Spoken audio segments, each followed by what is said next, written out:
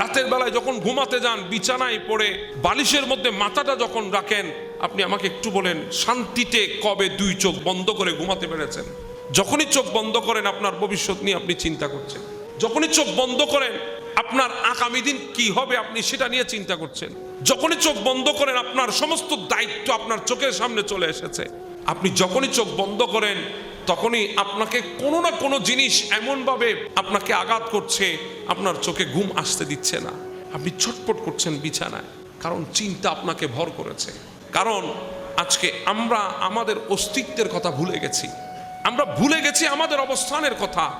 আমরা তো ওই জাতি যেই জাতির জন্যে আল্লাহ দয়া করলে মুহূর্তের মধ্যে আল্লাহর তরফ থেকে সফিনা নূর মতো সাহায্য সামনে এসে বান্দাকে মুসিবত থেকে পার করে দিতে পারে। আমরা তো সে মুসলিম জাতি। আমাদের এই অশান্তির মূল কারণ হচ্ছে আমরা দুনিয়া থেকে চাই, আমরা দুনিয়া থেকে চাই, আমাদের চাহত আমরা দুনিয়া থেকে পূরণ করতে চাই। আপনি যখন দুনিয়া থেকে চাইবেন আপনাকে লাঞ্ছিত হতে হবে, কারণ দুনিয়া আপনাকে দিবে ঠিক, কিন্তু ওই দুনিয়া আপনাকে দেওয়ার পর ঠিক সময় আসলে খোঁটা দেবে। দুনিয়া থেকে আপনি নিয়েছেন, সুখী হয়েছেন, আপনি আপনার সমস্ত কিছু সফলতার মুখ আপনি দেখেছেন, কিন্তু দুনিয়া থেকে যখন নিয়েছেন ওই দুনিয়া আপনাকে সময় আসলে অপদস্থ করবে, আপনাকে সময় আসলে অপমান করবে, আপনাকে লজ্জিত করবে, আপনার সম্মান হানি করবে। কারণ আপনি দুনিয়া থেকে জোর করে নিয়েছেন, দুনিয়া থেকে আপনি জোর করে ছিনিয়ে নিয়েছেন। অনেক সময় আপনি অস্ত্রের পাওয়ারে নিয়েছেন, অনেক সময় আপনি ক্ষমতার পাওয়ারে নিয়েছেন, অনেক সময় আপনার যৌবনের পাওয়ারে কেড়ে নিয়েছেন। দুনিয়া থেকে যখন আপনি ধন সম্পদ চেয়ে নিয়েছেন, দুনিয়া থেকে যখন আপনার ক্ষমতা আপনি চেয়ে নিয়েছেন, যখন ছিনিয়ে সবকিছু অর্জন করার চেষ্টা করেছেন, ওই দুনিয়া একদিন সময় আসবে আপনাকে লাঞ্ছিত করবে। এই দুনিয়ার মধ্যে আপনি লাঞ্ছিত হবেন, দুনিয়ায় আপনি অপদস্থ হবেন দুনিয়ায়।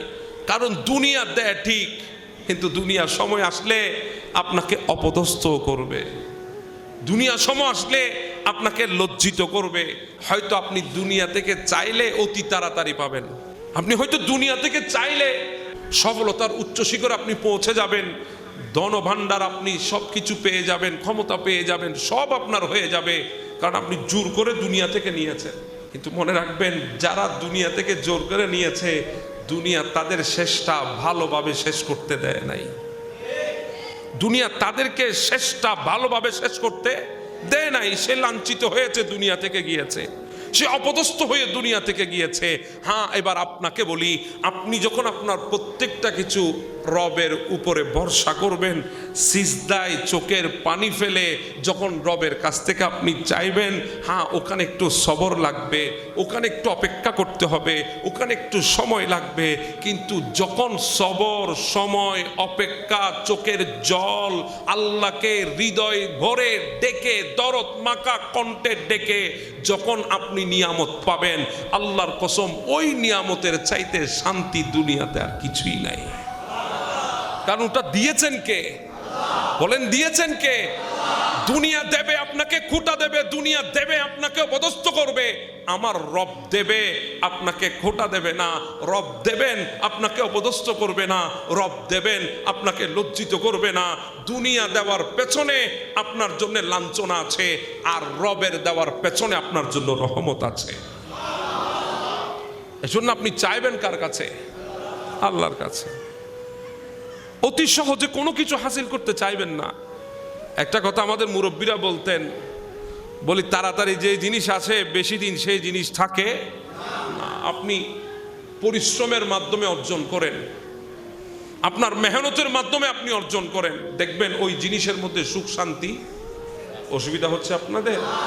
ওখানে সুখ শান্তি আছে, ওখানে আপনার বরকত আছে, ওখানে আপনার জন্য নিয়ামত আছে। এজন্য দুনিয়া থেকে জোর করে নেবেন না, একটু ধৈর্য ধারণ করে আল্লাহর দরবার থেকে চোখের পানি ফেলে চেয়ে নেন। ওখানে বরকত, ওখানে শান্তি, ওখানে সমৃদ্ধি, ওখানে সব সময় আপনার উপর রহমত বিরাজমান থাকবে। এজন্য দেখবেন আমাদের সমাজে কিছু মানুষ টাকা কম শান্তি আছে, সম্পদ কম শান্তি আছে, ক্ষমতা নাই শান্তি আছে। অনেক মানুষ দেখেন টাকাও বেশি, ক্ষমতাও বেশি, শান্তি মোটেও। জি বলেন, শান্তি মোটেও। কারণ সে সম্পদ জুড়িয়েছে কেড়ে নিয়ে, সে ক্ষমতা নিয়েছে ছিনিয়ে, সে দুনিয়া থেকে অর্জন করেছে গায়ের জোরে, আল্লাহর দরবার থেকে সবর আর অপেক্ষা ধৈর্যের মাধ্যমে অর্জন করে নাই। সেজন্য ওই নিয়ামত তাকে লাঞ্ছনা করছে, তাকে বঞ্চিত করছে, তাকে সুখের জিন্দেগি থেকে দুঃখের সাগরে ভাসাচ্ছে। কথা বলেন ঠিক না বেঠিক? আরেকটা কথা আমি যুবক ভাইদেরকে বলি, আপনার যখন ভালো সময় তখন দেখবেন আপনার ভালোবাসার মানুষের কোনো কমতি। ভালো সময়ে মানুষ আপনাকে ভালোবাসবে, খারাপ সময়ে পেছনে কেউ থাকবে না। যেমন মনে করেন এখন আপনার ভালো সময় যাচ্ছে, আপনাকে ভালোবাসার মানুষের কোনো অভাব নাই। আপনি এই কথাটাও আপনি শিওর ভেবে নেন, যদি খারাপ সময় শুরু হয়, যে মানুষগুলো আপনাকে ভালোবাসছে সেখান থেকে 90% মানুষ আপনার পাশে থাকবে না। এটা বাস্তবতা, এটা মানুষের রূপ। মানুষ বহুরূপী, মানুষের রূপ চেঞ্জ হয়। মানুষের রূপ চেঞ্জ হয়ে যে আপনি মুহূর্তে দেখবেন আপনার আপন মানুষগুলো আপনার থেকে সরে গেছে, কারণ আপনার সময় এখন ভালো নাই। এজন্য ওই মানুষগুলাকে নিজের পাশে রাখবেন, যেই মানুষগুলো আপনার সময় দেখে না, যেই মানুষগুলো আপনার অবস্থান দেখে না, যেই মানুষগুলা আপনি কে সেটা দেখে না, শুধু আপনাকে ভালোবাসে, শুধু আপনাকে ভালোবাসে, আপনার পাশে থাকে। এজন্য অনেক সময় আমরা দুনিয়ার বন্ধুদের জন্য আপনজনকে হারিয়ে ফেলি। যারা আমার সুসময়ে আমাকে বন্ধু বানিয়েছে, আমাকে পাশে রেখেছে, তাদের মন রাখতে গিয়ে আমি আমার পরিবারের মা বাবার মন ভেঙে দিই। অনেক সময় ওই সুসময়ের বন্ধুগুলার মন রাখতে গিয়ে আমি আমার ভাইয়ের মন ভেঙে দিয়েছি। এজন্য মনে রাখবেন একটা কথা, সেটা হচ্ছে ভালো সময়ে সবাই পাশে থাকে, দুঃসময়ে কেউ পাশে থাকে না। আসল বন্ধু তারা যারা আপনার দুঃসময়েও পাশে থাকবে, আপনার সুসময় আপনার পাশে থাকবে, আপনাকে ছাড়বে না। এই দুনিয়ায় এমন বন্ধু যদি আপনি খুঁজতে চান, তাহলে একবার চিন্তা করে দেখেন, ওই বন্ধু মা এবং বাবা ছাড়া আর কেউ নাই। এজন্য মা বাবাকে আগে ভালোবাসেন, মা বাবাকে আগে ইজ্জত করেন, মা বাবাকে এহতেরাম করেন, মা বাবাকে সম্মান দেন। মা বাবা ছেড়ে দিয়ে দুনিয়া নিয়ে পাগল হবেন না, কারণ দুনিয়া আপনার সুসময়ে বন্ধু হয়েছে, মা বাবা আপনার দুঃসময়ে আপনার পাশে ছিল। একদিন সৈয়দনা সিদ্দিক আকবর আমার নবীর দরবারে বসা ছিলেন। সিদ্দিক আকবরকে দেখে সৈয়দনা জিবরিল আমিন মুচকি মুচকি হাসতেছে। আমার নবী বলেন, জিবরিল হাসছো কেন? বলে, হুজুর আবু বকরের এই অবস্থা কেন? কারণ সৈয়দনা আবু বকরের শরীরে একটা ফাটা ছেঁড়া একটা কাপড় ছিল, সেই ছেঁড়া কাপড় নিয়ে বসে আছে নবীর দরবারে। সে দৃশ্যটা দেখে জিবরিল আমিন হাসতেছে। হুজুর আবু বকরের এই অবস্থা কেন? বলে, জিবরিল আমি নবীর জন্য সব কুরবান করে দিয়েছি। কোথায় আরবের সবচেয়ে বড় শিল্পপতি ছিলেন আবু বকর সিদ্দিক, আজকে কোথায় সেই আবু বকর সিদ্দিকের শান শওকত? আমার নবী বলে, দরবারে মুস্তাফার ফকির বনে গেছে। এই কথা বলে আবু বকর চলে গেলেন, জিবরিলও চলে গেলেন। কিছুদিন পর জিবরিল আমার নবীর দরবারে এসেছেন। আমার নবী জিজ্ঞাসা করছেন, ও জিবরিল তোমার এই অবস্থা কেন? ওই দিন জিবরিল জিজ্ঞাসা করেছে আবু বকরের এই অবস্থা কেন, আজকে আমার নবী জিজ্ঞাসা করছে জিবরিল তোমার এই অবস্থা কেন? কারণ জিবরিল আমিনের পরনে দুইটা কাপড় ছিল মাত্র, একটা ছিল সতরে আর একটা ছিল গায়ের উপরে, তাও কোনো বুতাম নাই, খেজুর গাছের কাটা দিয়ে বুতাম বানানো একটা জামা। ও জিবরিল, আল্লাহ তো তোমাকে 600 পাকনা দিয়েছেন, মণি মুক্তা হীরা জোহরা দিয়েছে, তোমাকে শান শওকত দিয়েছে, তোমার ওই শান শওকতওয়ালা পোশাক কোথায়? এই ছিঁড়াপাটা পোশাক পরে আমার কাছে এসেছো।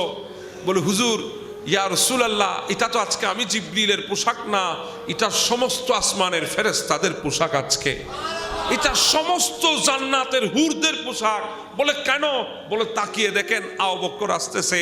আবু বকরের একটা জামা ছিল, ওই জামাটা পরিষ্কার করার জন্য আহলিয়াকে দিয়েছে, তার স্ত্রীকে দিয়েছে, ওই জামাটা শুকাতে দেরি হচ্ছে। আবু বকরের দিলে আপনাকে দেখার তামান্না জেগে উঠেছে। আবু বকর তো আর ঘরে বসে থাকতে পারে না, যেখানে হৃদয়ের মধ্যে মুস্তাফাকে দেখার তামান্না জেগেছে। আবু বকর আর ঘরে অপেক্ষা করতে পারে নাই, আবু বকর ঘর থেকে বের হবে, সতর্ক ডাকতে হবে। তখন আবু বকর দেখেছেন নিজের খাটের উপরে, বিছানার উপরে একটা কম্বল, ওই কম্বলকে 2 টুকরা করে, এক টুকরা পরনে পড়েছেন, আরেক টুকরা গায়ের উপরে দিয়েছে। প্রতিমধ্যে আসার সময় বারবার গায়ের উপরের চাদরটা সরে যাচ্ছে। আবু বকরের তো কোনো বুতাম নাই, খেজুর গাছের কাটা নিয়ে বুতাম বানিয়ে ফেলেছে।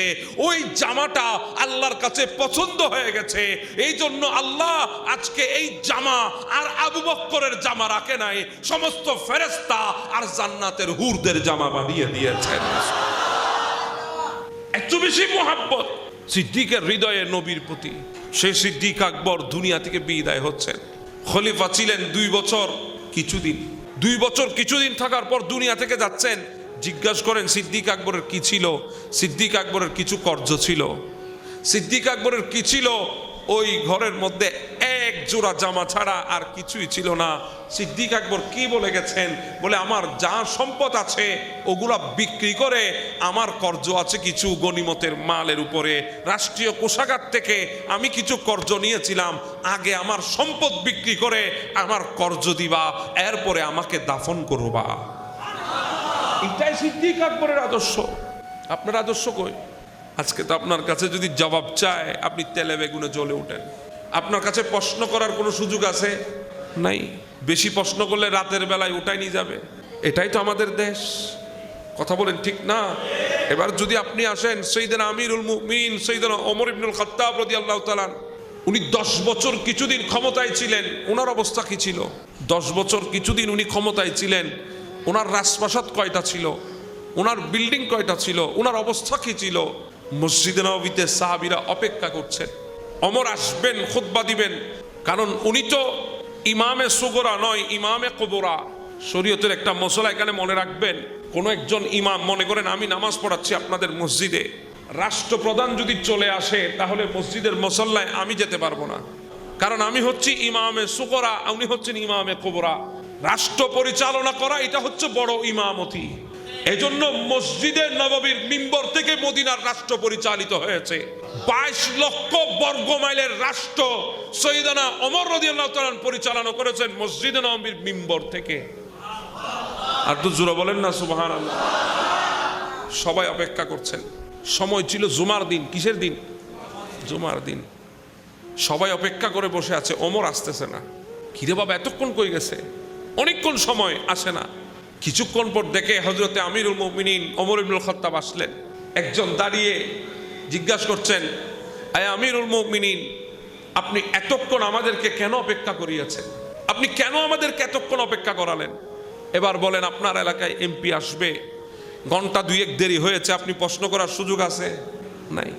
প্রশ্ন করবেন এটা তো স্বপ্নেও ভাবা যাবে না। কথা বলেন ঠিক না?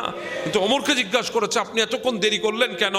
সাইয়েদনা ফারুক আজম চোখের পানি ছেড়ে দিয়েছেন, ভাইয়ের আমাকে মাফ করে দাও, আমার ভুল হয়েছে, আমি তোমাদেরকে অপেক্ষা করিয়েছি, বসে রেখেছি, আমি অপরাধ করেছি, কিন্তু কেন করিয়েছি সেটা একটু শোনো। বলে হ্যাঁ বলেন। বলে আমার কাছে একটা ছাড়া 2টা জামা নাই, আমার কাছে একটা জামা আছে।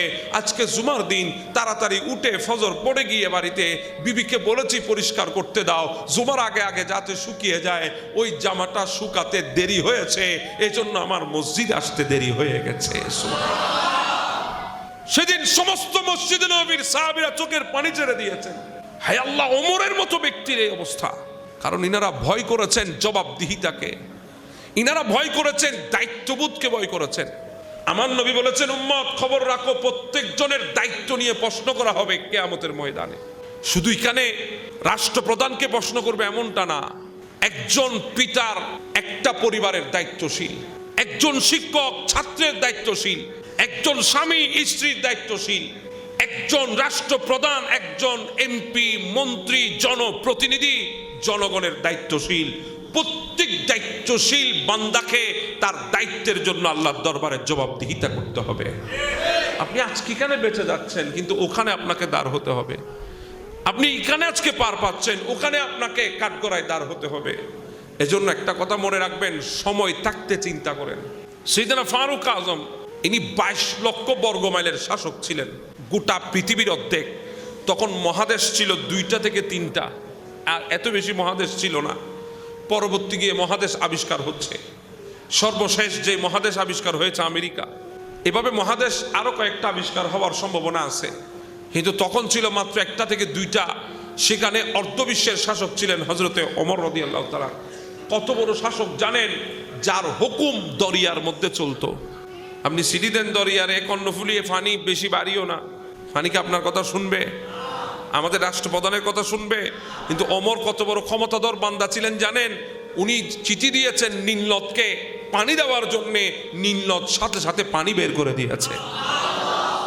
পৃথিবীতে অনেক স্যাটেলাইট আবিষ্কার হয়েছে, এখনো ভূমিকম্প থামানোর কোনো প্রযুক্তি আবিষ্কার করা সম্ভব হয়েছে? কেমনে ভূমিকম্প থামাবে? কিন্তু আজ থেকে 1400 বছর আগে মদিনার ভূমিকম্প থামিয়ে দিয়েছে হযরতে ওমর রাদিয়াল্লাহু তাআলা। কেমন দাপটওয়ালা প্রেসিডেন্ট ছিলেন হযরত ওমর। সেই ওমরের একটা অভ্যাস, গভীর রাতে হেঁটে হেঁটে জনগণের খবর নিতেন। একদিন বের হয়েছেন, এক বুড়ি চুলার উপরে কিছু পানি আর পাথর দিয়ে নাড়তেছে। ওনার পাশে ওনার সন্তান বসে আছে, কান্না করছে খাবারের জন্য। হযরত ওমর গিয়ে দেখলেন চুলার উপরে পাথর। বলে, মা আপনি এগুলা কি করছেন? বলে, আমার সন্তান আজকে 3-4 দিন খাবার দিতে পারি নাই। সন্তানটা খোদার জ্বালা সহ্য করতে পারছে না। আমি চুলার উপর পাথর দিয়ে নাড়ছি যেন আমার সন্তান মনে করে খাবার রেডি হচ্ছে। অপেক্ষায় অপেক্ষায় যেন আমার সন্তানের চোখে ঘুম চলে আসে, সেজন্য আমি অপেক্ষা করছি। আমি চুলার উপর পাথর দিয়ে নাড়ছি। বাবা আপনি কে? বলে, আমি একজন মুসাফির মানুষ। হযরত ওমর বলছেন, আপনি কোত্থেকে এসেছেন? বলে, আমি একদিকে যাচ্ছিলাম, আপনাকে দেখে দাঁড়িয়েছি। বলে, মা আপনার ঘরে খাবার নাই কেন? বলে, এই কথা তো আমি জানি না, এই কথা তো জানার কথা ওমরের। আমার ঘরে খাবার নাই, অথচ আমার দায়িত্ব নিয়ে বসে আছে। ওমর আমার দায়িত্ব নিয়ে বসে আছে, আমার ঘরে খাবার নাই। বলে, মা কি বলেন? আপনার ঘরে খাবার নাই এই কথা ওমর কেমনে জানবে? বলে, না জানলে দায়িত্ব ধরে বসে আছে কেন? বলে, আমি আল্লাহর দরবারে ওমরের বিরুদ্ধে বিচার করতে দেব। আমি আল্লাহকে গিয়ে বলবো, আল্লাহ আমি ওমরের রাজ্যে ছিলাম, আমি ওমরের জনগণ ছিলাম, কিন্তু আমি না খেয়েছিলাম। হযরত ওমর বলছেন, মা আপনি একটু দাঁড়ান, আমি আসতেছি। উনি একটা দৌড় দিয়ে কোষাগারের মধ্যে এসে, রাষ্ট্রীয় কোষাগার থেকে, খাদ্য অধিদপ্তর থেকে তিনি কিছু খাদ্যদ্রব্য নিয়ে তাড়াহুড়া করে এগুলা নিজের কাঁধের উপর নিয়েছেন। খাদেম ডাক দিয়ে বলছেন, হুজুর আমি আপনার গোলাম, আমাকে দেন, আমি এগুলো আমার কাঁধে নেব, আমি যাব আপনার সাথে। তখন হযরত ওমর ডাক দিয়ে বলছে, এ আমার খাদেম, কাল কিয়ামতের ময়দানে আল্লাহ যদি আমাকে এই বোঝা যদি কাঁধে তুলে দেয়, সেদিন কি তুমি নিবা? কাল কিয়ামতের ময়দানে এই মহিলা যদি আল্লাহর দরবারে নালিশ দেয়, আল্লাহ যদি বোঝা আমার কাঁধের উপর তুলে, সেদিন কি তুমি নিবা? বলে, হুজুর সেদিনের কথা তো বলতে পারি না। বলে, সেদিনের কথা যখন বলতে পারো না, আজকেও তুমি আসিও না, আমি দায়িত্ব নিয়েছি, আমাকে পালন করতে দাও। দেখেন কেমন চিন্তাধারা। চলে গেলেন দৌড় দিয়ে, মা আমি আপনার জন্য কিছু খাবার এনেছি, আপনি? বলে, মা আমি, আমার কাছে অর্থ সম্পদ আছে, আমি মুসাফির মানুষ, একটু আপনার জন্য এনেছি। পরিচয় দিচ্ছে না, নিজে এনে নিজে রুটি বানিয়েছেন। হায় হায়, আমিরুল মুমিনিন রুটি বানাচ্ছেন, খলিফা রুটি বানাচ্ছে। মা আপনি বসেন, আমি রেডি করে দিচ্ছি। সব রেডি করে দিয়ে ওই মহিলাকে খাওয়ালেন, ওই ছোট সন্তানকে, ক্ষুধার্ত সন্তানকে খাবার দিলেন। এভাবে খাওয়ানো হচ্ছে। ওই মহিলা দোয়া করছে, আল্লাহ তোমার এই বান্দাটা এত ভালো, আল্লাহ তোমার এই বান্দাটা এত দয়ালু, এভাবে করে দোয়া করছেন। তখন হযরত ওমর বলছেন, মা একটা অনুরোধ আপনাকে করতাম, আমার খেদমতে কি আপনি খুশি হয়েছেন? বলে, হ্যাঁ খুশি হয়েছি। তাহলে একটা অনুরোধ করি, আপনি ওমরকে ক্ষমা করে দেন। বলেন, না আমি ওমরকে ক্ষমা করব না, কারণ ওমর আমাকে না খেয়ে রেখেছে, ওমরের নালিশ আমি আল্লাহর দরবারে দেব। বলে, মা হয়তো উনি রাষ্ট্রীয় কাজে, উনি এমন বিজি হয়ে গেছে, আপনার কথা উনার স্মরণ নাই, আপনার দিকে খেয়াল দিতে পারে নাই, মা মাফ করে দেন না। বলে, না মাফ করা যাবে না। বলে, মা আমার খেদমতে তো আপনি খুশি হয়েছেন? বলে, হ্যাঁ, সেদিকে তাকিয়ে মাফ করে দেন। বলে, ঠিক আছে যান, আপনার দিকে তাকিয়ে আমি ওমরকে ক্ষমা করে দিলাম। এই কথা বলতে না বলতে একজন মানুষ ওই রাস্তা দিয়ে যাচ্ছে, তিনি হযরত ওমরকে চিনে ফেললেন। বলে, হুজুর আমিরুল মুমিনিন ওমর ইবনুল খাত্তাব, আপনি এখানে কি করছেন? এই কথা শুনে ওই বিদ্যা ভয় পেয়ে গেছে। বলে, ওমর কোথায়? বলে, আপনার সামনে যিনি গোলামের মতো মাটিতে বসে আছে, উনি ওমর, উনি আমাদের শাসক, উনি আমাদের খলিফা। ওই বুড়ি হযরত ওমরের দিকে তাকিয়ে চোখের পানি ছেড়ে দিয়েছে। হায় আমিরুল মুমিনিন, আপনি আমার এত খেদমত করেছেন, আপনি আমার পাশে এসে দাঁড়িয়েছেন, পরিচয়টুকু পর্যন্ত দেন নাই। বলে, মা কি পরিচয় দেব? আমি তো আপনাদের খাদেম। এবার বলেন আমার খেদমতে আপনি খুশি হয়েছেন কি না? সুবহানাল্লাহ। এটাই ছিল সাহাবী রাসূলদের আদর্শ, এটাই ছিল খলিফাতুর রাসূলদের আদর্শ, আমিরুল মুমিনিনদের আদর্শ। ইনারা সব সময় ভয় করতেন কাকে? কাকে ভয় করতেন? কারণ ইনাদের চিন্তা ছিল মানুষ আমাকে দেখছে কিনা সেদিকে না, ইনাদের চিন্তা ছিল আল্লাহ তো আমাকে দেখতেছেন। এটাই তাকওয়া। এটা যদি কোনো একজন রাষ্ট্রপ্রধানের কাছে যদি এই তাকওয়া থাকে, তাহলে দুর্নীতি বন্ধ করার জন্য আইন লাগবে না, দুর্নীতি বন্ধ করার জন্য প্রশাসন লাগবে না। যদি এইটুকু তাকওয়া যদি থাকে, মানুষ আমাকে দেখছে কিনা সেদিকে না, মানুষ না দেখুক আর না দেখুক, দেখছেন কে? আল্লাহ তো আমাদেরকে দেখছে। এজন্য বাবারা চিন্তা করবেন প্রত্যেকটা পদক্ষেপ। আমি রাষ্ট্রপ্রধান বলে না, আমি দেশের জনগণ, আমারও কিছু দায়িত্ব আছে। আমারও কিছু দায়িত্ব আছে না নাই? আছে, আমারও কিছু দায়িত্ব আছে। আমি আমার দায়িত্বগুলো পালন করব। আর আমরা তো এমন এখন নীতি কথা শুনতে ভালোবাসি, কিন্তু আমরা নীতি কথা নিজের ভেতরে ধারণ করতে পারি না। আমরা নীতি কথা বলতে ভালোবাসি, নীতি কথা আমাদের হৃদয়ের ভেতরে আমল করতে ভালোবাসি না। আপনি দেখেন, এখন আপনি এমন একটা ছেলে এখন বর্তমানে পাবেন না যেই ছেলেটা একজন মুরব্বী দেখলে সে ওই মুরব্বীকে ইজ্জত করবে, সম্মান করবে। আপনি খুব কম, আমাদের সমাজ থেকে চলে গেছে। এখন আমরা সবাই বিজি হয়ে গেছি স্মার্টফোনের স্ক্রিনে। কথা বলেন ঠিক না? মসজিদে ঢুকেছেন অনেক ভাইয়েরা, আমি দেখি মাঝে মধ্যে মসজিদের পেছনে বসে বসে সে মোবাইলের মধ্যে ফেসবুক চালাচ্ছে, না হলে চ্যাটিং করছে। কথা বলেন ঠিক না? এবার তার চিন্তা দেখেন, সে ঢুকেছে আল্লাহর ঘরে, কিন্তু সে দুনিয়া ছাড়তে পারে নাই। এবার ফেসবুকের স্ক্রিনে সবগুলা কি ভালো জিনিস আসতেছে? মাঝে মধ্যে কিছু নিজের অজান্তেও কিছু জিনিস তো অশ্লীল চলে আসে। তখন আপনি বসে আছেন কোথায়? পড়বেন কি? নামাজ। আপনি তো নামাজ পড়তে এসেছেন, পড়বেন নামাজ। আপনি কি আবার উজু বানাতে যাবেন? আপনি কি আবার বের হবেন? না। আমাদের এই চিন্তাগুলার না থাকার কারণে আজকে এই মসজিদে এমন অবস্থা হয়েছে, মানুষ মসজিদের ক্ষমতা চায় মসজিদের দান বাক্স ভেঙে খাওয়ার জন্যে। এখন আমরা মসজিদের সভাপতি চাই, মসজিদের মোতোয়াল্লি চাই, কিসের জন্যে? ওই দান বাক্স থেকে। কথা বলেন ঠিক না? আমাদের গায়রত নষ্ট হয়ে গেছে, আমাদের গায়রত ধ্বংস হয়ে গেছে, আমাদের চিন্তাধারা আজকে মাটির সাথে বিলীন হয়ে গেছে। এজন্য দেখেন আজকে ঘরে ঘরে অশান্তি আছে না নাই?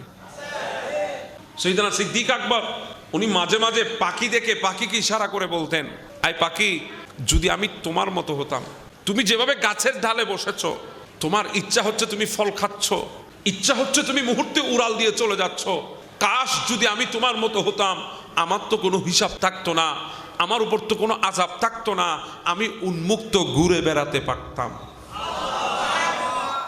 সৈয়দনা সিদ্দিক আকবর যেদিন মদিনার খেলাফত গ্রহণ করেছেন, যেদিন মিম্বরে দাঁড়িয়েছেন, প্রথম বক্তব্য যখন দিয়েছেন, খলিফা হওয়ার পরে প্রথম বক্তব্য, প্রেসিডেন্ট হওয়ার পরে প্রথম বক্তব্য, গোটা মুসলিম উম্মার আমিরুল মুমিনিন হওয়ার পরে প্রথম বক্তব্য যিনি দিয়েছেন, সে বক্তব্যটা ছিল এমন, তিনি বলছেন, এই দুনিয়ার মানুষ, মুসলমানরা, এই মসজিদে নববীর উপস্থিত জনতা, এই মদিনা শরীফের মুসলমানরা, শোনো, আমি তোমাদেরকে বলছি, যদি আমি সঠিক পথে থাকি তোমরা আমাকে সহযোগিতা করবা, আর যদি আমি ভুল পথে যাই তোমরা আমার বিরুদ্ধে যাবে।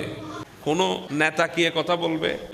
এটা হচ্ছে নেতৃত্বের সবচেয়ে সুন্দর এক মুহূর্ত সৈয়দনা সিদ্দিক আকবর সেদিন বিশ্বের মানুষকে উপহার দিয়েছেন। আজকে কোনো মানুষ একথা আপনাকে বলবে না। সৈয়দনা সিদ্দিক আকবর সেদিন কথা বলেছেন, কারণ ক্ষমতা ওনাদের জন্য সম্মানের ছিল না, ক্ষমতা ওনাদের জন্য আমানত ছিল। ওনারা এত বেশি ভয় করেছেন ওনাদের দায়িত্বকে। সৈয়দনা সিদ্দিক আকবর মাঝে মাঝে সাহাবীদেরকে বলতেন, আমাকে একটু তোমরা রেহাই দাও, এত বড় বোঝা থেকে আমাকে একটু হালকা করে দাও, আমাকে আমার দায়িত্বটা থেকে আমাকে তোমরা অব্যাহতি দাও, কারণ এত বড় দায়িত্ব আমি পালন করতে পারছি না। এমন কথা মাঝে মধ্যে সৈয়দনা সিদ্দিক আকবর সাহাবীদেরকে বলতেন, কারণ ওনারা ভয় করেছেন আল্লাহ রাসূলকে। কি জবাব দেবেন? জবাব দেওয়ার একটা জবাবদিহিতার মন মানসিকতা তাদের মধ্যে ছিল, যেটা বর্তমান যারা ক্ষমতাধর ব্যক্তি আছে তাদের মধ্যে নাই। যখন আমরা মিলাদুন নবী করি, আমার ভাইয়েরা, কেন আমাদেরকে বেদাতি বলে জানি না। যখন আমরা রসুলের শানে সালাম দিই, দরুদ পড়ি, তখন আমাদেরকে তারা মন্দ বলে, গালি দেয়, আমার বুঝা আসে না। যখন আমরা জশ্নে জুলুসে যাই, আমার ভাইগুলা আমাদের গাড়ির উপরে পাথর মারে, তাও আমাদের বুঝা আসে না। ভাই মতভেদ থাকতে পারে, মতভেদ থাকতে পারে, মতভেদ মানে যুদ্ধ নয়। মতভেদ মানে আপনার আমার একটা কাজ পছন্দ হয় না, আপনি আমাকে বুঝাবেন। যদি আপনার বুঝানোর সক্ষমতা যদি আপনার ভেতরে থাকে, আমি বুঝার চেষ্টা করব, যদি বুঝার মতো জ্ঞান আমার ভেতরে থাকে। তাই বলে আপনি আমাকে গালি দিয়ে, আমাকে বেদাতি বলে, আমাদের গাড়ির উপর আপনি পাথর নিক্ষেপ করে আমাদেরকে বুঝাইতে যাবেন, তাহলে তো আপনি বুঝাইতে পারবেন না। কারণ আপনি সমাজের মধ্যে বুঝাইতে আসেন নাই, বুঝতেও আসেন নাই, আপনি উগ্রতা আর আপনার গাদ্দারি প্রমাণ করার জন্য এসেছেন। পৃথিবীতে কোনো বিবেকবান মানুষ কারোর সাথে মতভেদ হয়েছে তাই বলে তার নিরাপত্তার বলয় ভেঙে তাকে আঘাত করব, এটা পৃথিবীর কোনো বিবেকবান মানুষ মেনে নিতে পারবে না। কথা বলেন ঠিক না? আপনি যদি দলিল থাকে আমাকে দলিল দেন, তবে গালি দিয়ে আমাকে বুঝাতে যাবেন না। আপনার কাছে যদি উপযুক্ত প্রমাণ থাকে আপনি আমারে প্রমাণ দেন, তবে আমার গাড়ির উপর পাথর নিক্ষেপ করে আমারে বুঝাইতে পারবেন না। আপনার কাছে যদি বুঝানোর কোনো বিষয়বস্তু থাকে আপনি আমারে বুঝান, তাই বলে আপনি আমাকে গালমন্দ করে বুঝাইতে পারবেন না। কথা বলেন ঠিক না? কারণ আমরা দলিল দিয়ে বুঝতে চাই, আপনার গালমন্দ শুনে বুঝতে চাই না। আমরা আপনার কাছ থেকে জানতে চাই, কিন্তু আপনি আমাদেরকে পাথর মেরে আমাদেরকে জানাইতে পারবেন না। একটা কথা মনে রাখবেন, পৃথিবীতে মতভেদ সবখানে আছে। ওই মতভেদের মধ্যে সবচেয়ে সৌন্দর্যতা হলো তার মুখের ভাষা, তার চরিত্র, তার আখলাক। এগুলা দিয়ে যদি সে বুঝাতে পারে তাহলে আমরাও বুঝতে রাজি আছি। পৃথিবীর বুকে একটা বিষয়ের উপরে এতগুলা কিতাব লিখেছে, আর কোনো বিষয়ের উপরে এতগুলা কিতাব লিখে নাই। ওই বিষয়টা হচ্ছে আমার নবীর মিলাদুন নবী। 900 বছর ধরে যে আমল চলে আসতেছে, আপনাদের কথা আপনারা বলেছেন আমার নবীর 600 বছর পরে এই আমল শুরু হয়েছে। আমার নবীর 600 বছর পরে যদি আমল শুরু হয় তাহলে আজকে 900 বছর, 600 বছর, 900 বছর ধরে যে আমল চলছে, তাহলে এই 900 বছরের মধ্যে কি আপনার চাইতে বড় বুজুর্গ কি আগমন করে নাই? এই 900 বছরের মধ্যে কি আপনার চাইতে বড় আলেমের আগমন হয় নাই? আরে বাবা, যে সমস্ত আলেমরা এই বিষয়ের উপরে কিতাব লিখেছেন, ওই সমস্ত আলেম বর্তমান কোনো মহিলা জন্ম দিতে পারবে না ইনশাআল্লাহ। এত বড় আলেম। সেজন্য বলছি, আমাকে যদি বুঝাতে চান আপনি বুঝাতে পারবেন, কোনো অসুবিধা নেই। তাই বলে আমাকে পাথর মেরে, আমাকে গালি দিয়ে, আমাকে মন্দ বলে, লাঠি হাতে নিয়ে আপনি আমাকে বুঝাইতে পারবেন না। পৃথিবীতে কোন ধর্মে আছে একজন আরেকজনকে বুঝাইতে হলে পাথর মারতে হবে? পৃথিবীতে কোন ধর্মে আছে একজন আরেকজনকে বুঝাইতে হলে গাল বন্ধ করতে হবে? পৃথিবীতে কোন ধর্মে আছে একজন আরেকজনকে বুঝাইতে হলে তাকে বেদাতি বলতে হবে, মুশরিক বলতে হবে? পৃথিবীতে কোথায় লেখা আছে? আপনি যেই মানুষ নিজেকে মুসলমান দাবি করছেন, আপনার ভিতরতে মুসলমানিত্ব বলতে কিছুই নাই। আমার নবীকে পাথর মেরেছে তায়েফের ময়দানে, আমার নবী দোয়া করেছে তাদের জন্য। আমার নবীর আদর্শ এটা। আমার নবীর মাথার উপরে নারী বুড়ি চাপিয়ে দিয়েছে, আমার নবী দোয়া করেছে তাদের জন্য। আমার নবীর গলার মধ্যে তারা চাদর দিয়ে পেঁচিয়ে আমার নবীর নিঃশ্বাস বন্ধ করেছে, আমার নবী দোয়া করেছে তাদের জন্য। আমার নবীর দন্দন শহীদ করেছে, আমার নবী দোয়া করেছে তাদের জন্য। এজন্য আমাদেরকে দেখো, এত অত্যাচার করছো, এত কিছু করছো, এত বড় বড় বুজুর্গ আলেমের উপর আক্রমণ করেছো, হামলা করেছো, তাদেরকে শহীদ করেছো। এখনো আমরা হাতের মধ্যে লাঠি নিই নাই, এখনো আমরা হাতের মধ্যে পাথর নিই নাই, এখনো তোমাদেরকে গালমন্দ করি নাই। কারণ কেন জানেন? আমাদের আদর্শ মুস্তাফার মোহাব্বতের আদর্শ। আমাদের আদর্শ আকায়েদে আহলে সুন্নাত ওয়াল জামাতের আদর্শ। আমাদের আকীদা, আমাদের আদর্শ, আমাদের মোহাব্বত আমাদের হাতে লাঠি দেয় নাই, আমাদের মুখে দরুদ সালাম দিয়েছে। আমাদের আদর্শ, আমাদের আকীদা, আমাদের মোহাব্বত আমাদের হাতের মধ্যে পাথর দেয় নাই, নবীর মোহাব্বতে মিলাদুন নবীর মাহফিল আমাদেরকে দিয়েছে। এটা আমাদের আদর্শ। আমাদের আদর্শ কে কোন দলের আমরা দেখি না, আমাদের কাছে আসলে মিলাদুন নবীতে খালি মুখে যাইতে দিই না। এটা আমাদের আদর্শ। কথা বলেন ঠিক না? আল্লাহ আমাদেরকে বুঝার তৌফিক দান করুক। অসুবিধা হচ্ছে আপনাদের? আমরা আজকে যেই মাহফিলে বসেছি, বড় বুজুর্গ মাহফিল। এরপর আমাকে একটা বিষয় দিয়েছে, ইচ্ছা ছিল ওই বিষয় নিয়ে আলোচনা করব। এরপর একটা বিষয় যেহেতু নির্ধারণ করে দিয়েছে, সেদিকে কিছু কথা বলার চেষ্টা করছি। আল্লাহ পাক আমাদেরকে আমল করার তৌফিক দান করে দিক। আল্লাহর নবীর ইন্তেকালের পরে আল্লাহ নবী দিন যারা পরিচালিত করেছেন, খেলাফত যারা চালিয়েছেন, ইনাদেরকে বলা হয় খোলাফায়ে রাশেদা। এনারা আমরা অনেকে জানি এনারা চারজন। কয়জন? চারজন। কিন্তু আপনি যদি একটু বিশ্লেষণ করেন আমার নবীর হাদিস মোতাবেক, আমার নবী বলছেন, উম্মত শোনো, আল খেলাফাতু সালাসুনা সানাতান, আমার পরে আমার উম্মতের মধ্যে খেলাফত চলবে 30 বছর। কয় বছর?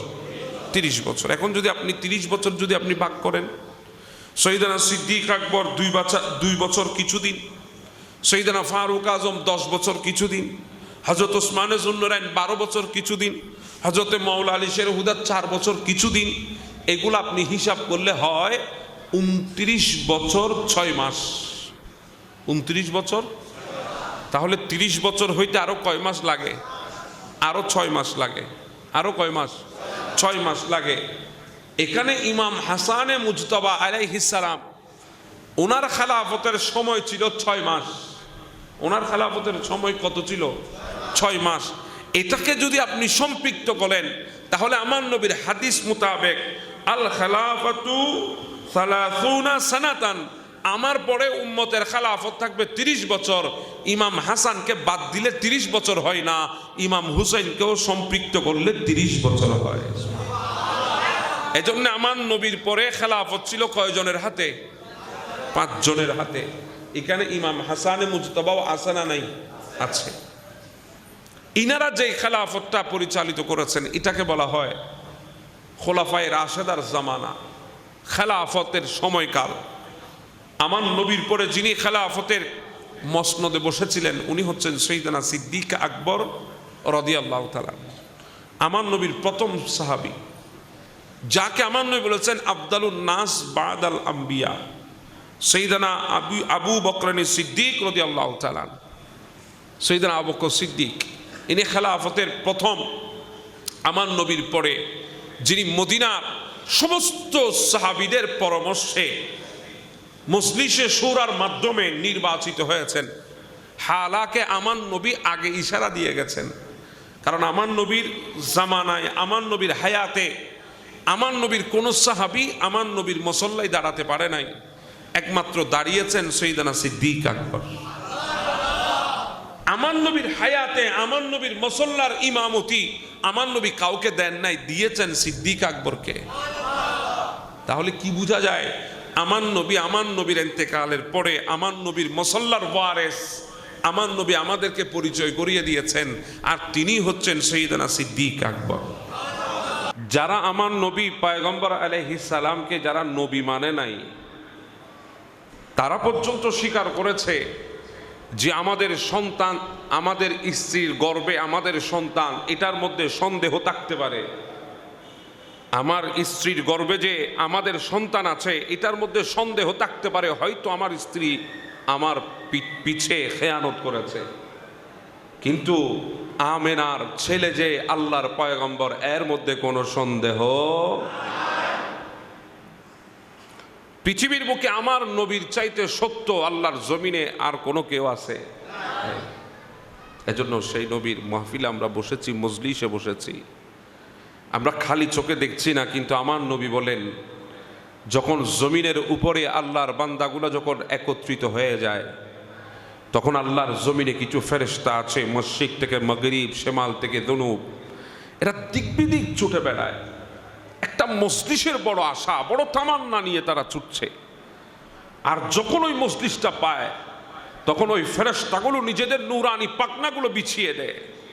আর যখন নূরানি পাখনা বিছায়, তখন আমার আল্লাহ ডাক দিয়ে বলে, মা ইয়াকুলু ইবাদি, ও আমার ফেরেশতা, রাত তো গভীর হয়ে গেছে, 12টা চুই চুই ঘড়ির কাটা, মানুষ তো সারাদিন পরিশ্রম করেছে, ক্লান্ত শরীর নিয়ে ঘুমের ঘরে বিছানার মধ্যে আরাম করার কথা, কিন্তু আমার বান্দাগুলো আজকে গভীর রাতে এই বোয়ালখালীর জমিনে আজকের এই আজিম ও শান নৌরানি মাহফিলে সরকারে মদিনা ইসলামী সংগঠনের ব্যানারে পশ্চিম গুন্ডন্ডি দক্ষিণ পাড়া 7 নম্বর ওয়ার্ড বোয়ালখালী পৌরসভা চট্টগ্রামের জমিনে আজকে তারা এত রাত পর্যন্ত বসে আছে। কেন, কি কারণে? মা ইয়াকুলু ইবাদি, তারা কি বলতে চায়, তাদের জুবানের ভাষা কি, তারা কি বলে। তখন ফেরেশতারা বলে আল্লাহ, তারা আজকে দুনিয়ার কোনো ব্যক্তির প্রশংসা করার জন্য আসে নাই, দুনিয়ার কোনো ব্যক্তির পক্ষে বলার জন্য আসে নাই, দুনিয়ার কোনো ক্ষমতাধর ব্যক্তির গোলামি করার জন্য আসে নাই। তারা আজকে তোমার শ্রেষ্ঠ জমিনের শ্রেষ্ঠ জায়গা মসজিদে বসেছে তোমার সৃষ্টির সেরা নবীর জিকির এবং তাজিম করার জন্য। তখন আমার আল্লাহ ডাক দিয়ে বলে হাল রাউনি, ও আমার ফেরেশতারা, তারা আমার নবীর জিকির করছে। বলে হ্যাঁ আল্লাহ, তারা আপনার জিকির করছে, আমার জিকির করছে। হ্যাঁ, আমার বান্দাগুলো আমার জিকির করছে, আমার নবীর জিকির করছে। হাল রাউনি, তারা কি দেখেছে?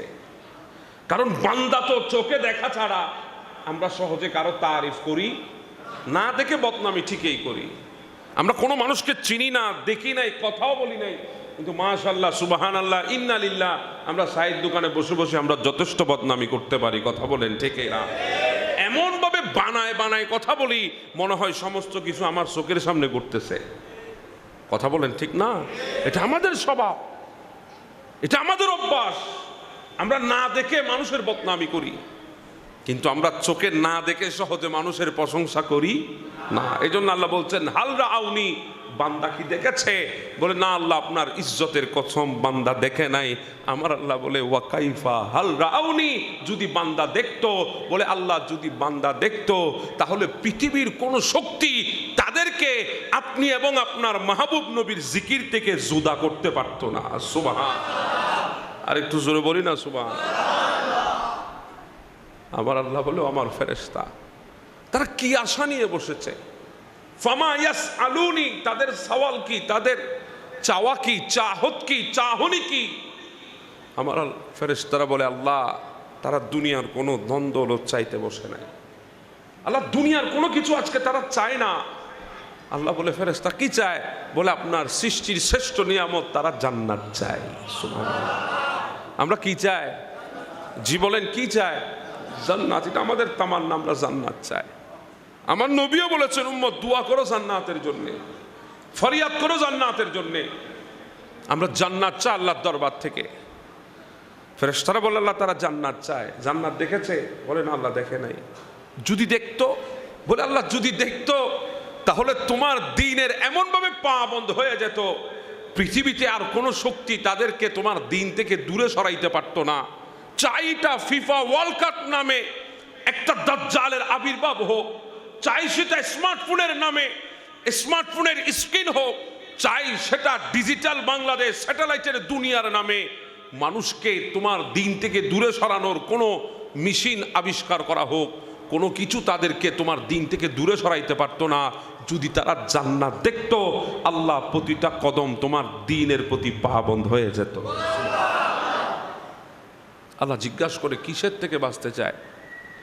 বলে আল্লাহ, তারা জাহান্নাম থেকে বাঁচতে চায়। জাহান্নাম দেখেছে? বলে না আল্লাহ দেখে নাই। যদি দেখতো?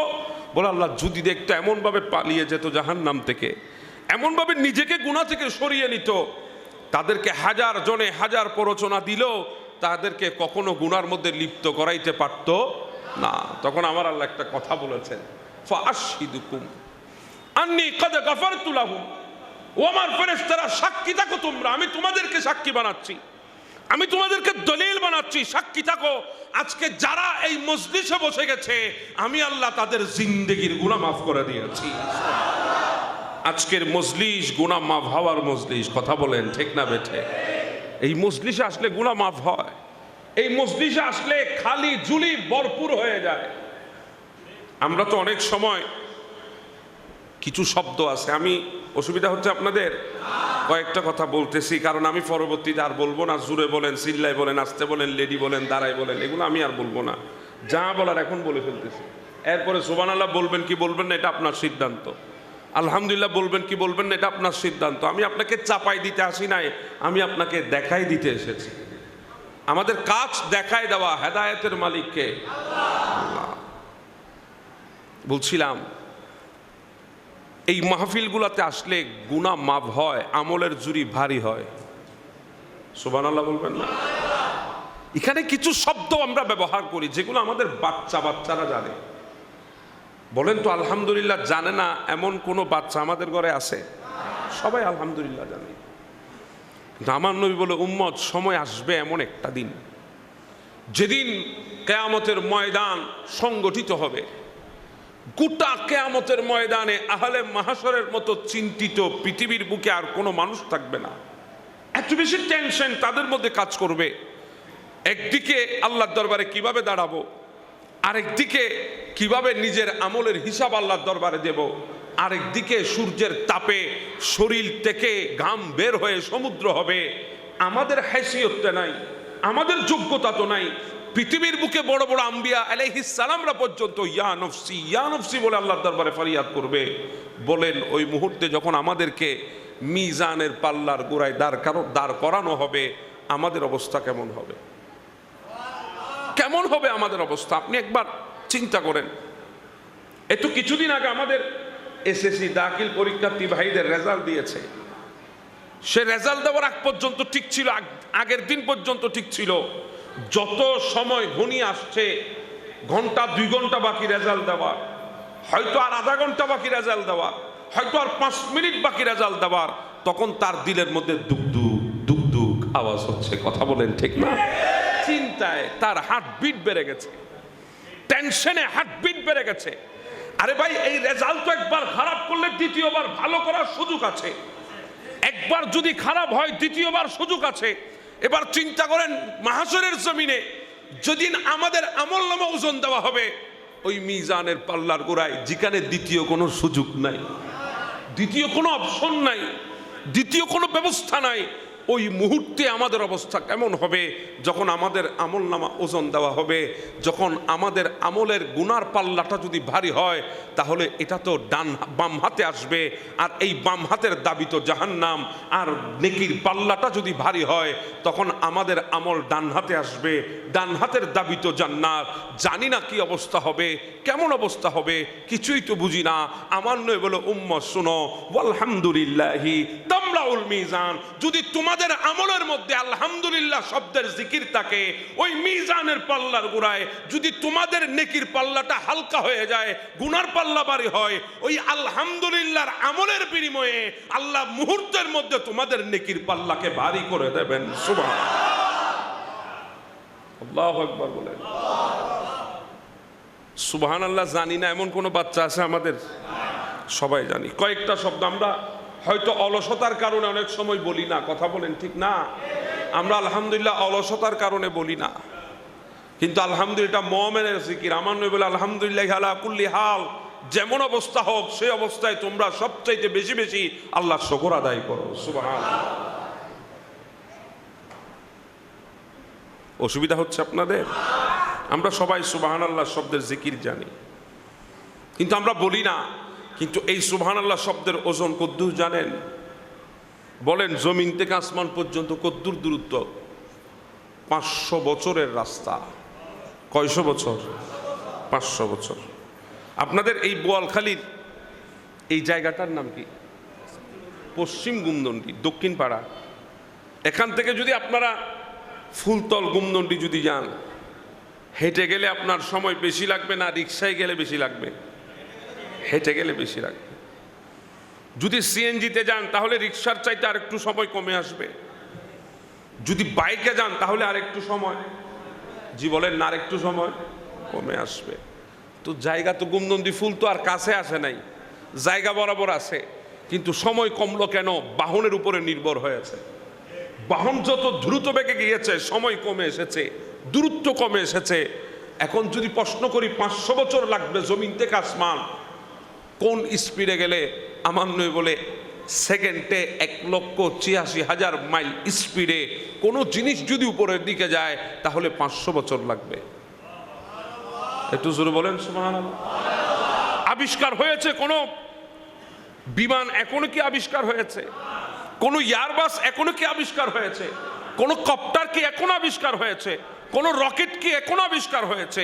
কোন জেট বিমান কি এখনো আবিষ্কার হয়েছে? না, কোনো কিছু এখনো আবিষ্কার হয় নাই। ওখানে যাওয়ার মতো এত দ্রুতগামী বিমান, এত দ্রুতগামী এয়ারবাস, এত দ্রুতগামী কপ্টার, এত দ্রুতগামী জেট বিমান, এত দ্রুতগামী স্যাটেলাইট এখনো পর্যন্ত আবিষ্কার হয় নাই। সামনে হবে কিনা তাও জানি না। যদি হয়েও যায়, যাওয়ার জন্য হায়াত তো আর 500 বছর পাবো না, তাহলে ধরে নিলাম যাওয়াটা অসম্ভব। কিন্তু আমার নবী বলে, উম্মত তোমরা যেতে পারবা। ইয়া রাসূলুল্লাহ কেমনে? বলে সুবহানাল্লাহি ওয়ালহামদুলিল্লাহি তামলান আও তামলাউ মা বাইনা সামাওয়াতি ওয়াল আরদ। তোমরা জমিনে বসে সুবহানাল্লাহ বলে দিয়েছো, আলহামদুলিল্লাহ বলে দিয়েছো, ওই শব্দগুলোর ওজন এত ভারী, জমিন থেকে আসমান পর্যন্ত আল্লাহ তোমাদের আমলের নেকি দিয়ে ভরপুর করে দিয়েছেন।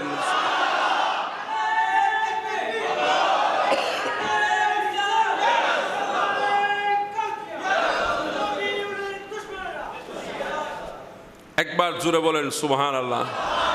না, এই আওয়াজে হবে না, আরো মুহাব্বতের আওয়াজে বলেন সুবহানাল্লাহ। আর একটু ইশক এবং মুহাব্বতের আওয়াজে বলেন সুবহানাল্লাহ। এই আওয়াজ মাহফিলের শেষ পর্যন্ত থাকবে তো ইনশাআল্লাহ? জীবনের থাকবে তো ইনশাআল্লাহ? আপনারা কি রাগ করেছেন? অসুবিধা হয়েছে? যদি কারো গুনাহ না থাকে উঠি চলে যান। গুনাহ আছে তাহলে বসেন, গুনাহ থাকলে বসেন। আর যেই উঠে চলে যাবে মনে করবো তার গুনাহ টুনা নাই, তাহলে মাশাআল্লাহ কিছুক্ষণ আগে আসমান থেকে নাজিল হইছে। আল্লাহ আমাদেরকে বুঝার তৌফিক দান করুন। এত মোহাব্বতে আমরা একটু রসুলের পাকের উপর দরুদ পড়ব। আল্লাহুম্মা সাল্লি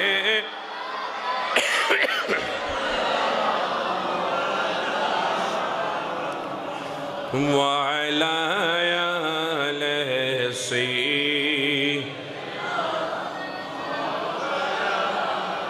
উড়ে যারে বাংলার হাওয়া, ও উড়ি যারে মদিনায়,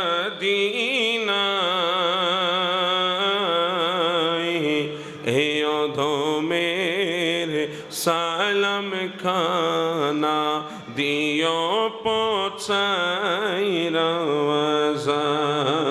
আল্লাহুম্মা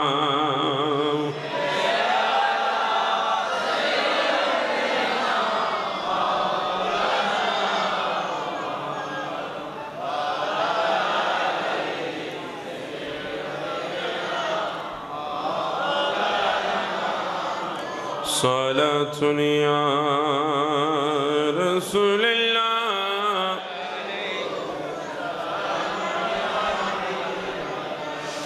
আমিনা তুঝি কো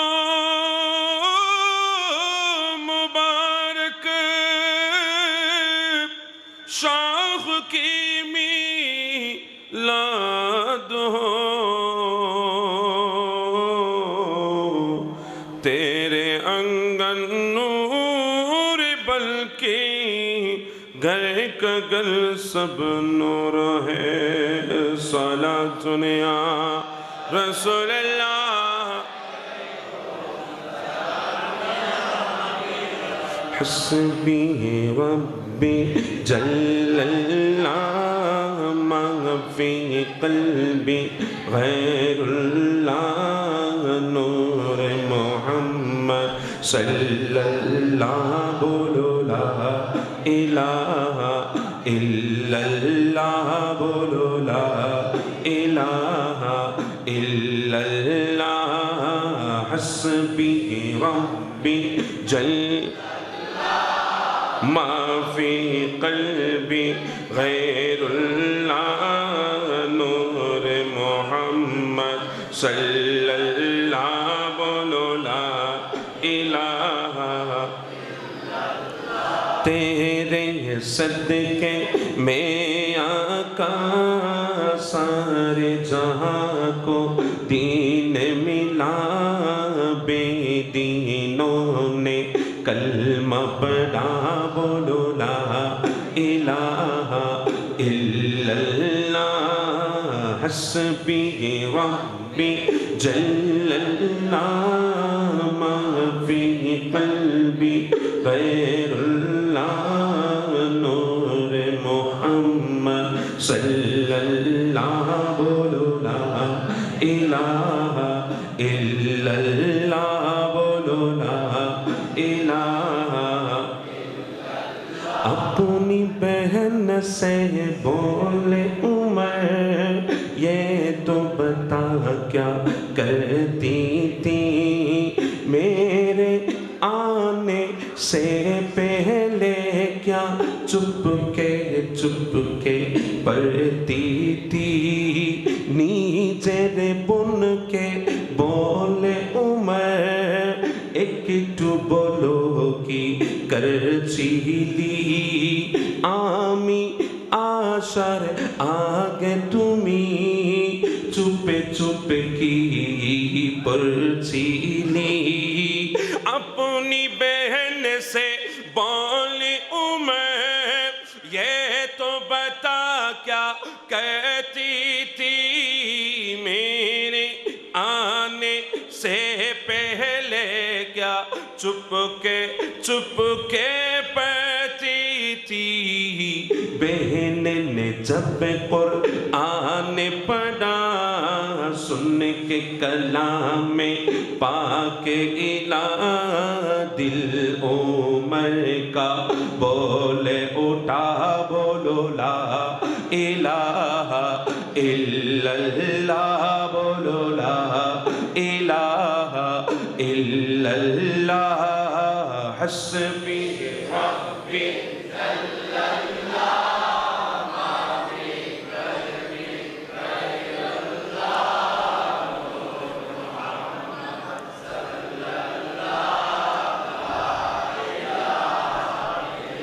बोलो ला इलाहा इल्लल्लाह बोलो ला इलाहा ला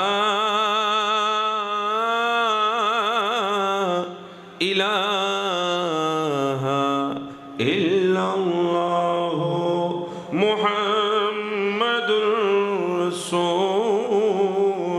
রাসূলুল্লাহ সবাই বলি সাল্লাল্লাহু একটু মোহাব্বতে বলি সাল্লাল্লাহু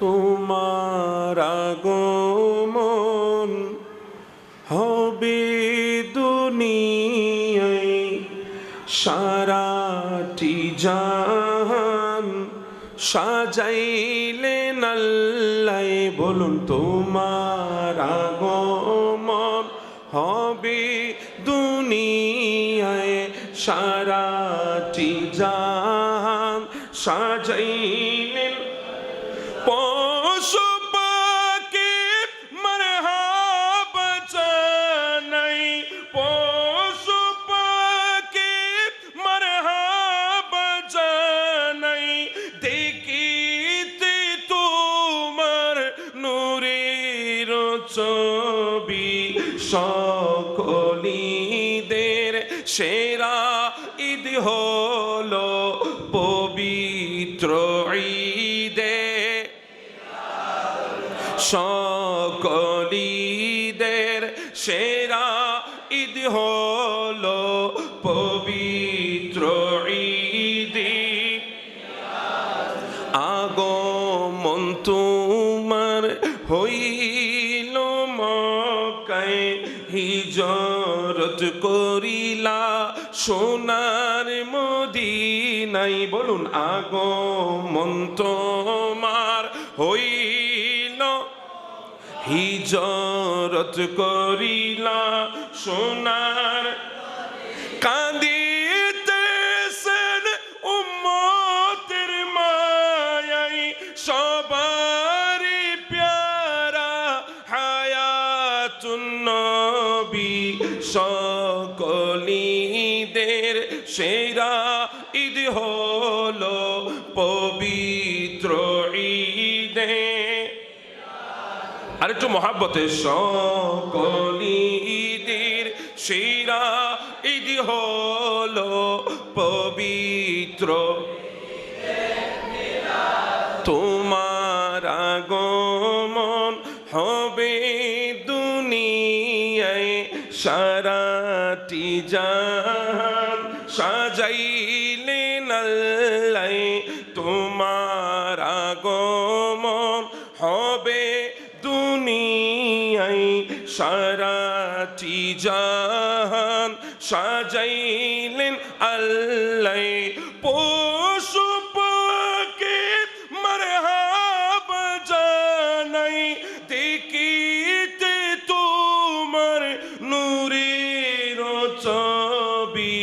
সকল ঈদের সেরা ঈদ হলো পবিত্র সকল ঈদের সেরা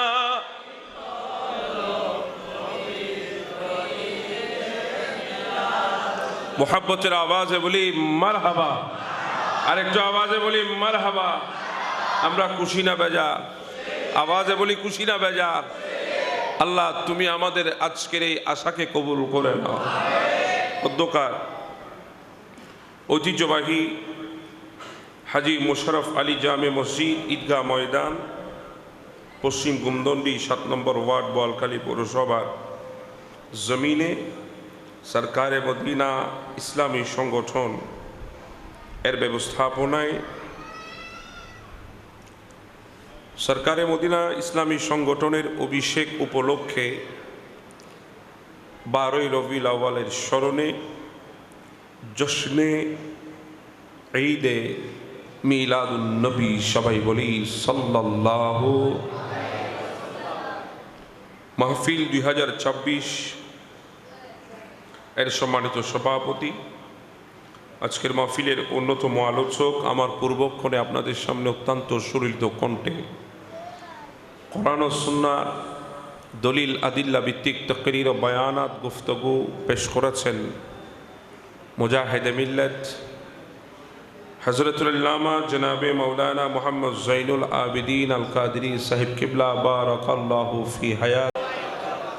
সর্বপ্রথম মহান রব্বুল আলামিনের আলিশান দরবারে বারেগাহে এলাহিতে অসংখ্য গণিত বেশুমার সুজুদে ইলাহি আদায় করছি যে মহান রব্বুল আলামিন পবিত্র মাহে নবীর নূর শরীফে আজকের এই আজিম ও শান নূরানি মাহফিলে আমাদেরকে যোগদান করে হায়াতকে দামি বানানোর সুযোগ করে দিয়েছেন, তৌফিক দান করেছেন। সেই মহান রব্বুল আলামিনের দরবারে শুকরিয়া তান সবাই উচ্চস্বরে মহাব্বতে একই আওয়াজে শরীরের জমাট বাঁধা শক্তিগুলাকে এক জায়গায় করে পৃথিবীর শ্রেষ্ঠ কালিমাত শুকুরের শব্দ উচ্চারণ করে সবাই মহাব্বতের আওয়াজে একবার বলি আলহামদুলিল্লাহ। সাথে সাথে অসংখ্য দরুদের হাদিয়া নজরানা তোহফায়ে মোবারকা পেশ করছি আকায়ে নামেদার তাজেদারে মদিনা সুরুরে কলবসিনা রহমত কা হাজিনা নবী দো জাহান আকা নবী মুহাম্মদ রাসূলুল্লাহ সাল্লাল্লাহু তাআলা আলাইহি ওয়াসাল্লামের নূরানি আকদাসের রওজায়ে আতহারে শুকর আদায় করছি আপনারা যারা মাহফিল সাজিয়েছেন, আপনারা উপস্থিত হয়ে গভীর রাত পর্যন্ত মাহফিলের সৌন্দর্য ধরে রেখেছেন। আল্লাহ পাক আমাদের আসা যাওয়া আজকের এই ইন্তেজামকে আমাদের নাজাতের ওসিলা হিসাবে কবুল করে নাও। আপনাদের যদি কষ্ট না হয় আমি কিছুক্ষণ সময় আপনাদের থেকে চাইবো কথা বলার জন্য, দেবেন ইনশাআল্লাহ? তাহলে একটু অনুরোধ করবো আপনারা একটু নড়াচড়া করবেন না, কথা বলবেন না। এদিকে বাচ্চাগুলো একটু বেশি দুষ্টামি করতেছে, কোনো একজন মুরব্বী তাদেরকে থামাই দেন। আপনারা সবাই আমার দিকে, কষ্ট হচ্ছে আপনাদের? বেশিক্ষণ সময় আমি নেব না। আমার উপস্থাপক সাহেব বলেছেন আমার টাইম ছিল 11টায়, তা আমার একটা অভ্যাস মাহফিলের 5 মিনিট আগে হলেও আমি মাহফিলে উপস্থিত হই, টাইমের 5 মিনিট আগে। তা আমি যথাসময়ে এসেছিলাম, 15 মিনিট আগে এসেছিলাম। আসার পরে শুনেছি শিডিউল বিপর্যয় ঘটেছে, যার কারণে আমি অনেকক্ষণ অপেক্ষা করেছি, আপনারাও দেখেছেন। যা হোক, আমাদের প্রত্যেকটা কিছু কাকে খুশি করার জন্যে, এমন এক মাহফিলের জন্য আমরা অপেক্ষা করার সুযোগ পেয়েছি, এটাও আল্লাহর দরবারে শুকর। কেন পৃথিবীতে অনেক বান্দা আছে আমার চাইতে আরো দামি, তারা মিলাদুন নবীতে অপেক্ষা তো দূরের কথা, বসার জন্যে তাদের তকদিরেও নাই। জি বলেন কথা ঠিক না বেটি? তাদের তকদিরে নাই, কারণ তারা তো আছে ফতোয়া নিয়ে, কোনটা জায়েজ আর কোনটা না জায়েজ। আমি তাদের বিরুদ্ধে কিছু বলবো না, অভ্যাসও নাই বলার। তবে একটা জিনিস আমার জানতে ইচ্ছা করে, যখন আমরা মিলাদুন নবী করি আমার ভাইয়েরা কেন আমাদেরকে বেদাতি বলে জানি না। যখন আমরা রসুলের শানে সালাম দিই, দরুদ পড়ি, তখন আমাদেরকে তারা মন্দ বলে, গালি দেয়, আমার বুঝা আসে না। যখন আমরা জশ্নে জুলুসে যাই আমার ভাইগুলা আমাদের গাড়ির উপরে পাথর মারে, তাও আমাদের বুঝা আসে না। ভাই মতভেদ থাকতে পারে, আমার কোনো আমল আপনার ভালো নাও লাগতে পারে, মতভেদ থাকতে পারে। মতভেদ মানে যুদ্ধ নয়। মতভেদ মানে আপনার আমার একটা কাজ পছন্দ হয় না, আপনি আমাকে বুঝাবেন। যদি আপনার বুঝানোর সক্ষমতা যদি আপনার ভেতরে থাকে, আমি বুঝার চেষ্টা করব, যদি বুঝার মতো জ্ঞান আমার ভেতরে থাকে। তাই বলে আপনি আমাকে গালি দিয়ে, আমাকে বেদাতি বলে, আমাদের গাড়ির উপর আপনি পাথর নিক্ষেপ করে আমাদেরকে বুঝাইতে যাবেন, তাহলে তো আপনি বুঝাইতে পারবেন না। কারণ আপনি সমাজের মধ্যে বুঝাইতে আসেন নাই, বুঝতেও আসেন নাই, আপনি উগ্রতা আর আপনার গাদ্দারি প্রমাণ করার জন্য এসেছেন। আপনি বুঝাইতে আসেন না, এটা আপনার উগ্রতা। পৃথিবীতে কোনো বিবেকবান মানুষ কারো সাথে মতভেদ হয়েছে তাই বলে তার নিরাপত্তা ছিনিয়ে নেব, নিরাপত্তার বলয় ভেঙে তাকে আঘাত করব, এটা পৃথিবীর কোনো বিবেকবান মানুষ মেনে নিতে পারবে না। কথা বলেন ঠিক না? আপনি যদি দলিল থাকে আমাকে দলিল দেন, তবে গালি দিয়ে আমাকে বুঝাতে যাবেন না। আপনার কাছে যদি উপযুক্ত প্রমাণ থাকে আপনি আমারে প্রমাণ দেন, তবে আমার গাড়ির উপর পাথর নিক্ষেপ করে আমারে বুঝাইতে পারবেন না।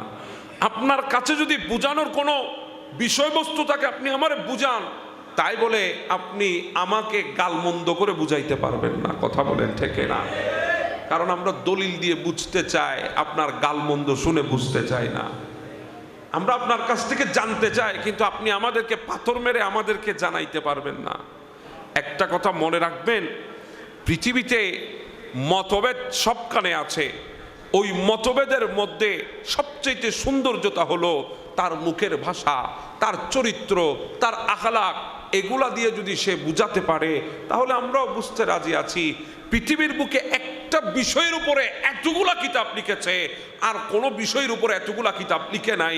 ওই বিষয়টা হচ্ছে আমার নবীর মিলাদুন নবী।